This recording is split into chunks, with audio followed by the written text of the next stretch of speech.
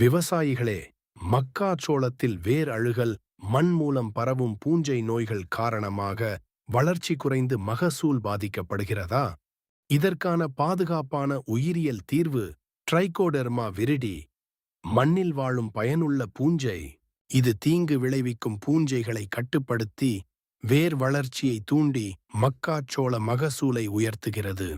விதைப்பு செய்யும் முன் 1 கிலோ மக்காச்சோள விதைக்கு 4 கிராம் ட்ரிகோடெர்மா விரிடியை கலந்து நிழலில் உலர வைத்து விதைப்பு செய்ய வேண்டும்.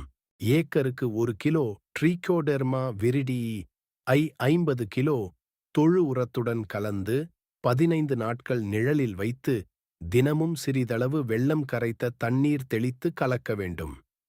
பின்னர் உழவு செய்யும்போது அல்லது களை எடுக்கும் பொழுதோ அல்லது பூ பிடிக்கும் நிலையில் மண்ணில் இட வேண்டும். ரசாயன உரம், பூச்சிக்கொல்லி, களைக்கொல்லியுடன் நேரடியாக கலக்க வேண்டாம். ரசாயன மருந்து பயன்படுத்திய 7 நாட்களுக்கு முன் அல்லது பின் பயன்படுத்த வேண்டும்.